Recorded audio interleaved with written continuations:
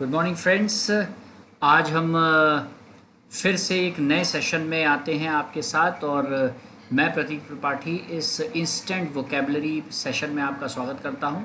इससे पहले 5 अलग अलग वोकेबलरी के पॉइंट्स हम डिस्कस कर चुके हैं, ये छठा है और इसमें आपके स्क्रीन पे आपको दिख रहा होगा सिनोनिम्स 01। पहला पार्ट है ये सिनोनिम्स का। इस बार हम जो वोकेबलरी डिस्कस करने जा रहे हैं इसमें हम थोड़ा सा एक इंस्टेंट वोकेबलरी हमने इसका नाम रखा है क्योंकि इसमें कुछ चेंजेस हैं। हम क्या करेंगे, कुछ वर्ड्स के सिनोनिम्स को लेकर के उनके वैरायटी ऑफ सिनोनिम्स को उससे रिलेट करके याद करने का प्रयत्न करेंगे और ये एक तरह से प्रैक्टिस भी है और अंडरस्टैंडिंग भी है क्योंकि वोकेबलरी को भी याद करने के कई तरीके हो सकते हैं। तो this is one of the methods. इससे पहले हम पिक्चर वोकेबलरी में लास्ट वीडियो में आपने देखा होगा पिक्चर वोकेबलरी पर बात कर चुके हैं।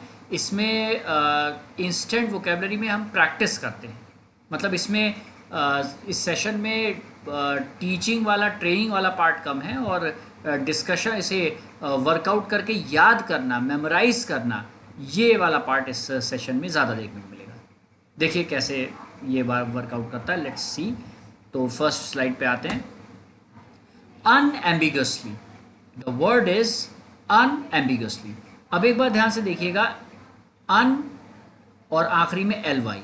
अगर इस वर्ड में से अन हटा दें और यहाँ का लास्ट का एल वाई हटा दें तो बचा क्या, AMBIGUOUS, एम्बिगस। एम्बिगस एक एडजेक्टिव है, विशेषण है, और एल वाई लगाने पे ये बन जाता है एडवर्ब। बहुत सारे एडवर्ब्स ऐसे होते हैं, बहुत सारे जो एडजेक्टिव्स में एल वाई लगा करके बनाए गए वर्ड्स होते हैं। तो हमने यहाँ पर क्या किया, हमने एडवर्ब में एडजेक्टिव में एल वाई लगा के उसे एडवर्ब बना दिया। ये जो बेसिक वर्ड है, जो ये पूरा वर्ड जो है, इसका जो बेस है वो है ambiguous, that is an adjective. उसमें एल वाई लगा करके इसे एडवर्ब के रूप में प्रस्तुत किया गया है। और नॉर्मली जो वर्ड्स होते हैं जिनमें अन लगता है, UN, तो अन के लगने पर उस वर्ड के ओरिजिनल मीनिंग का जस्ट ऑपोजिट मीनिंग होता है। अगर किसी वर्ड के पहले अन लगता है तो काफ़ी हद तक ऐसे वर्ड्स मिलेंगे आपको जिनमें अन लगने पे उसके ओरिजिनल मीनिंग का जस्ट रिवर्स मीनिंग हो जाता है। जैसे नोइंगली आप देख रहे हैं यहाँ लिखा हुआ है, मतलब जानबूझ करके या जानते हुए, तो अननोइंगली हो गया अनजाने में।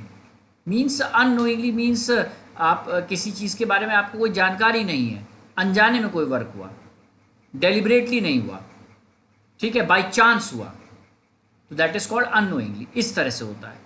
तो यहाँ पर एम्बिगसली, अनएम्बिगसली के जगह पर हम पहले एम्बिगस वर्ड की बात करते हैं। एम्बिगस का मतलब होता है anything that is not certain, not confirm, not sure, something that is puzzling, contradictory, full of contradictions. Hindi में कॉन्ट्राडिक्टरी को क्या कहा जाएगा, विरोधाभास से पूर्ण, विरोधाभास वाली, मतलब दो तरह की बातें कहने वाले जिसको जो क्लियर ना हो पाए, ठीक है। इसी का एक सिनोनिम और बहुत इंटरेस्टिंग एक सिनोनिम है। जैसे आपने सुना होगा, लोग बोलते हैं कि क्या चल रहा है, एक एडवर्टीजमेंट आपने देखा होगा, क्या चल रहा है, तो जवाब मिलता है फॉग चल रहा है। इससे हमने एक और सिनोनिम इसका निकाल लिया एम्बिगस का, फॉगी, धुंधला, unclear, foggy, uncertain, unsure, puzzling, confusing और कॉन्ट्रडिक्टरी, कॉन्ट्रडिक्शन, ये सब वर्ड्स एम्बिगस वर्ड जो है इसके सिनोनिम्स हैं। और अन लगने पर अनएम्बिगस बन जाता है, जिसका मतलब है कंफर्म, श्योर, सर्टेन, स्टेब्लिश्ड, और हम कह सकते हैं कि स्टेबल, और हम कह सकते हैं कि something that is concrete, solid, unchanging, उसे हम कहते हैं अनएम्बिगस, जो चेंज नहीं हो सकती।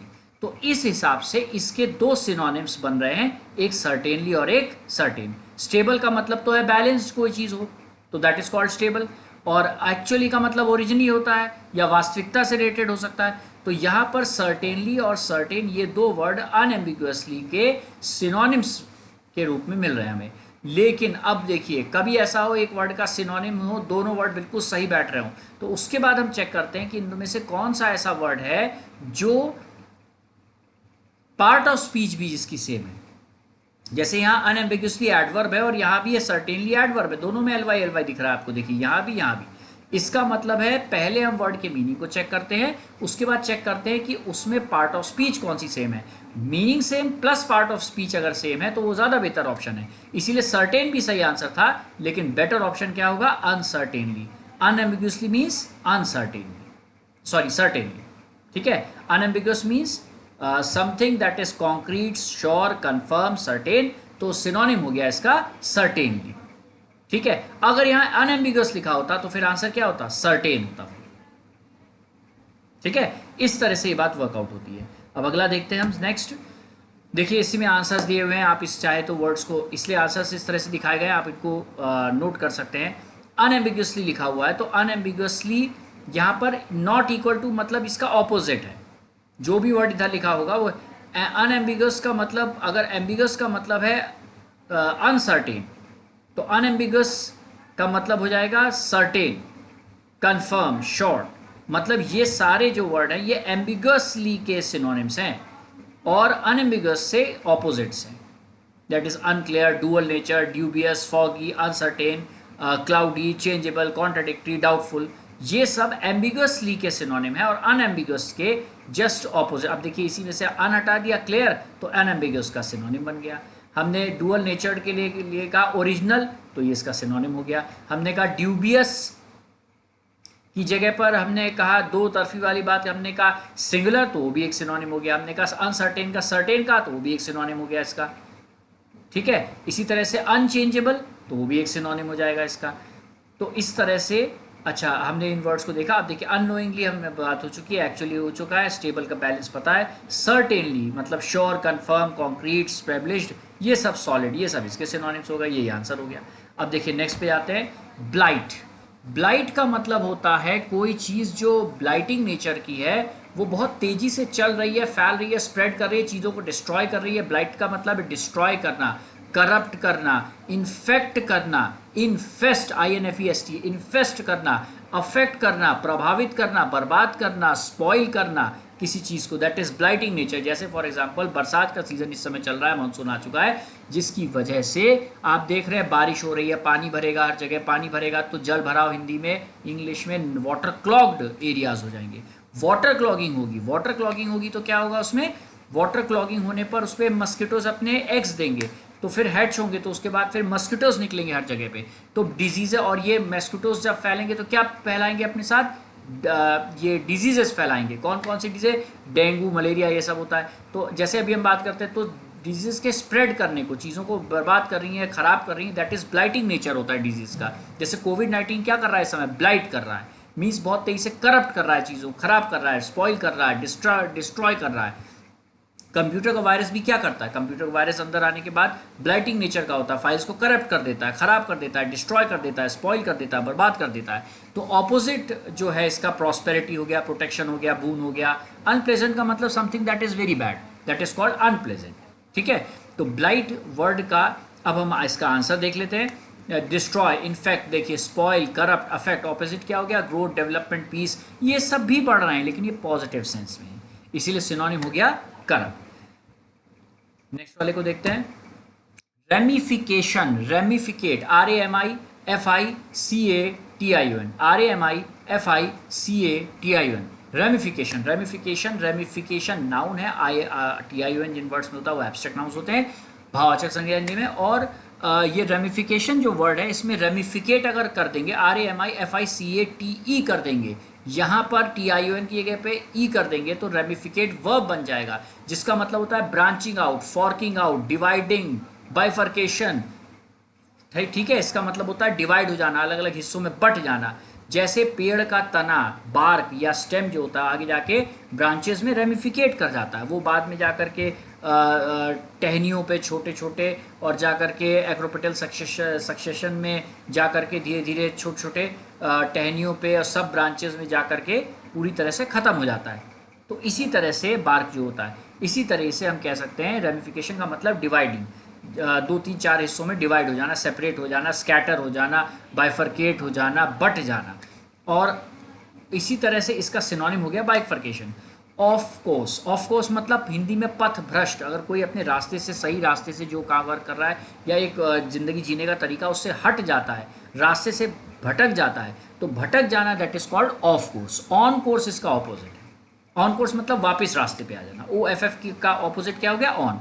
तो ऑन रख देंगे तो इसका कोर्स का मतलब रास्ता या डायरेक्शन है उसका बदल जाएगा मीनिंग। रिमार्केबल मतलब होता है अमेजिंग, गजब का, ग्रेट, एस्टोनिशिंग, स्टाउंडिंग, ये सब होता है। फ्यूरियस का मतलब गुस्सा, गुस्सा, झल्लाया हुआ, एंग्री, एनॉयड। हमने कहा my boss was furious today, मैं वर्क नहीं कंप्लीट कर पाया, मेरा बॉस बहुत गुस्सा हो रहे थे, बहुत ज़्यादा, he was very angry, that is furious, मतलब गुस्से से भरा हुआ था। डिफरेंट का मतलब आप जानते ही हैं, जो चीज़ नॉर्मल से अलग हो। ठीक है, अब इसके आंसर को हम देखते हैं एक बार। Forking out, dividing out, branching, separate, dispart, classified, अलग अलग। और ऑपोजिट क्या हो गया? कंबाइन, पुट टुगेदर और असेंबल और अक्यूमुलेट। अक्यूमुलेट का मतलब भी पुट टुगेदर या जमा करना होता है। ठीक है, आंसर क्या हो गया? बाइफर्केशन। ठीक है, अब इसके बाद हम आते हैं नेक्स्ट वाले पे। Forte, FORT, forte. फोर्टे जो वर्ड है, इस वर्ड को समझने के लिए पहले हम एक और कंसिडरेशन करते हैं। आप ऐसे समझिए कि अगर आपके क्रिकेट आप खेलते हैं, सब जानते हैं क्रिकेट को। क्रिकेट में जब आप बैट और बॉल, जब बैट को पकड़ते हो, बैट में सबसे नीचे एक ऐसा पार्ट होता है बैट का, बिल्कुल नीचे सिलेंडर बोर्ड के एंड से पहले, जिससे हम कहते, जहाँ पर स्ट्रोक होता है, आपने देखा होगा, वहाँ से बॉल को अगर हिट करें आप, तो ड्राइव एफर्टलेसली होती है और बॉल सीधे पवेलियन के बाहर चली जाती है, चौका छक्का होता है, 4 और 6 रन मिलते हैं। तो वो स्ट्रोक कहलाता है, strongest part of a bat that can bounce a ball when used against a ball, when a drive is played. तो वो फ्लिक कर सकता है बहुत आसानी से, बहुत अच्छी तरह से शॉट खेल सकता है अगर वो स्ट्रोक पे पड़ती है। तो वो स्ट्रॉन्गेस्ट पार्ट होता है बॉल का, बैट का। और बैट का जो ग्रिप होता है, जो आप उसे हैंडल कहते हैं, वो एक्चुअल में उसका नाम होता है ग्रिप, जहाँ से उसे होल्ड करते हैं आप।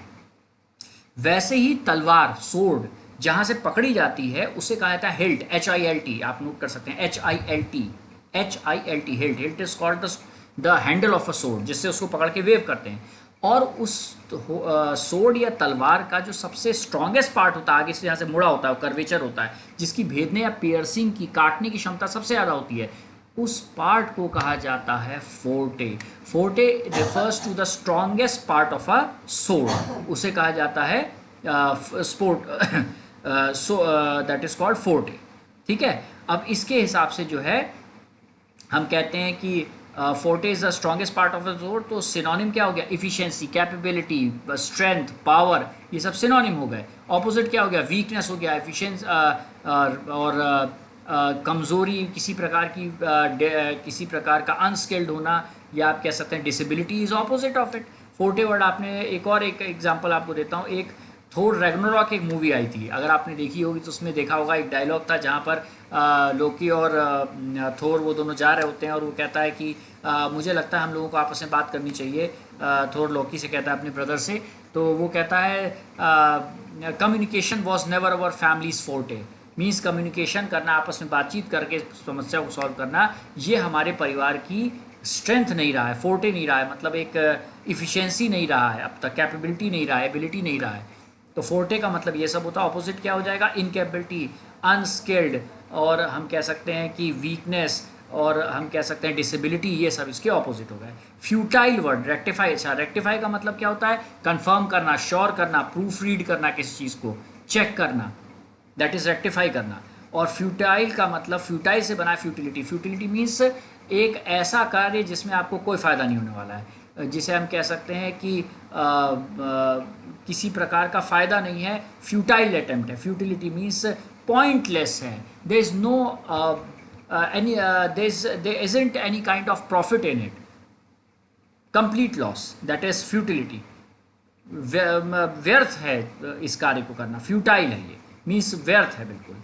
तो इसका मतलब ये होता है। अब इसके मीनिंग के आंसर को देखते हैं। The strongest part of the sword, strength, power, ability, capability, calibre, capability, efficiency इसके सिनोनिम हो गए। ऑपोजिट वीकनेस हो गया, आंसर हो गया एफिशिएंसी। ठीक है, नेक्स्ट वाला देखते हैं। रिवर्ड। रिवर्ड का मतलब होता है डीपली ऑनर्ड, कमेंडेबल, और हम कह सकते हैं किसी को, जैसे भारत रत्न से रिवर्ड किया गया, मीन्स सम्मानित किया गया, उसे एक ऑनर दिया गया, रेस्पेक्ट दी गई। ऑनर, रेस्पेक्ट और रिवर्ड, और हम कह सकते हैं एक्कोलेड, बहुत सारे वर्ड्स हैं इसके लिए। तो कमेंडेबल, प्रशंसात्मक, प्रशंसनीय, मतलब अप्रिशिएटेड, ये इसका सिनोनिम हो जाएगा। ऑपोजिट हो जाएगा डिसरिगार्ड, डिसलाइक, लोथ, डिटेस्ट। जैसे लोथ है, LOATH, लोथ का मतलब घृणा करना, नफरत करना, नापसंद करना। डिसलाइक, हेट्रेड का सिनोनिम है LOATH, लोथ मीन्स डिसलाइक करना, नापसंद करना। और इसी में एक वर्ड और आपको दिख रहा है टसल। टसल का मतलब है नोक झोंक। तो कहते हैं ना आज नोक झोंक हो गई यार, सो बच गई मेरी उससे, बिल्कुल मूड खराब हो गया मेरा, टसल हो गई, आई हैड अ टसल। कहते हैं टसल मतलब नोक झोंक हो जाना, थोड़ा बहुत बातों बातों की लड़ाई हो जाना, दैट इज कॉल्ड टसल। ठीक है, अब इसके आंसर को देखते हैं। प्रोफाउंडली ऑनर्ड, कमेंडेबल, और हम कह सकते हैं एसेट या रिवॉर्डेड सिनोनिम हो गया। ऑपोजिट डिसलाइक, डिसरिगार्ड हो गया। डिस्पाइज या लोथ हो गया। तो आंसर क्या हो गया? अप्रिशिएटेड। इसका सेम जो सिनोनिम है वो अप्रिशिएटेड हो गया। ठीक है, तो इस तरह से देखिए हमने एक रैपिड राउंड में फटाफट फटाफट फटाफट एक के बाद एक वर्ड्स को हमने देखा। ठीक है, अब हमने इसे याद किया, अब हम इसको एक बार रिकैप करते हैं। देखिए ये एक्चुअल में रिकैप करना रिवाइव कराने के लिए था। देखिए लेट्स रिवाइज। अनएम्बिग्यूअस, अनएम्बिग्यूअस, एम्बिगस का मतलब क्या था? एम्बिगस का मतलब था डुअल नेचर, कॉन्ट्राडिक्टरी, और हम कह सकते हैं अनसर्टेन, अनकन्फर्म, अनश्योर या पजलिंग, फॉगी। तो ऑपोजिट क्या हो गया? सर्टेनली हो गया। इसी तरह से हमने देखिए अगला वाला ब्लाइट का मतलब करप्ट होना, किसी चीज़ को डिस्ट्रॉय करना, स्पॉइल करना, खराब करना, ख़त्म करना। तो सिनोनिम क्या हो गया? करप्ट हो गया। ऑपोजिट क्या हो गया? प्रोटेक्शन, बून और अनप्लेजेंट और प्रॉस्पेरिटी, पीस हो गया। इसी तरह से ये आंसर के बाद हम आते हैं रेमिफिकेशन का मतलब बटना, चीज़ों में सेपरेट हो जाना, रेमिफिकेट करना, बाइफरकेट कर जाना, चीज़ों में जाकर के विभाजित हो जाना, स्कैटर कर जाना, सेपरेट हो जाना। तो ऑपोजिट क्या हो गया इसका? इसका ऑपोजिट हो गया पुट टुगेदर हो गया, ऑन कोर्स हो गया। ठीक है, ये इसके ऑपोजिट्स हो गए। तो सिनोनिम क्या हो गया? बाइफरकेशन। ठीक है, और इसके बाद हम आते हैं फोर्टे। फोर्टे का मतलब क्या था? फोर्टे का मतलब था स्ट्रॉन्गेस्ट पार्ट ऑफ द। तो सिनोनिम क्या हो गया? स्ट्रेंथ हो गया, इफिशिएंसी हो गया, कैपेबिलिटी हो गया, और एबिलिटी हो गया। ठीक है, पावर हो गया। ये सब इसके सिनोनिम हो गए। तो ऑपोजिट क्या हो गया? ऑपोजिट हो गया इसका अनस्किल्ड, अनटैलेंटेड, या हम कह सकते हैं वीकनेस या डिसेबिलिटी। ये सब इसके जो होते हैं ऑपोजिट्स हो गए। फ्यूटिलिटी का मतलब क्या था? A fruitless attempt, something that gives you no gain. ठीक है, इसी तरह से अब इसके बाद हम आते हैं इस पे नेक्स्ट पे। रिवॉर्ड मतलब डीपली ऑनर्ड, अप्रिशिएटेड, कमेंडेबल, या किसी को रिगार्ड करना। ठीक है, ये इसका पॉजिटिव वर्ड है। इसका मतलब रिवर्ड का मतलब प्रशंसात्मक है, प्रशंसा करना, सम्मानित करना। ऑपोजिट डिसरिगार्ड, डिसलाइक हो गया। और लोथ, डिटेस्ट, हेट्रेड। लोथ, डिटेस्ट, हेट्रेड, ये इसका क्या हो गया? एंटोनिम हो गया। तो सिनोनिम क्या हो गया? अप्रिशिएटेड या commendable, that is fourth option. ठीक है, तो दैट इज़ ऑल। आज हम रैपिड फायर राउंड में याद करने के पर्पज़ से हमने ये आज आपके सामने जो वीडियो था ये बनाया था। ठीक है, तो आई होप आप इसको एंजॉय करेंगे, कुछ इसको समझेंगे, और कॉम्प्लीमेंट कमेंट्स आप लोगों के बिल्कुल वेलकम रहेंगे। हम वेट करेंगे इसका। ठीक है, इसके साथ साथ मैं प्रतीक त्रिपाठी आपसे आज अब इसके लिए विदा लेता हूँ। नेक्स्ट क्लास में फिर हम और कोई चीज़ लेके आएंगे। Thank you everybody, take care and stay safe. Thank you.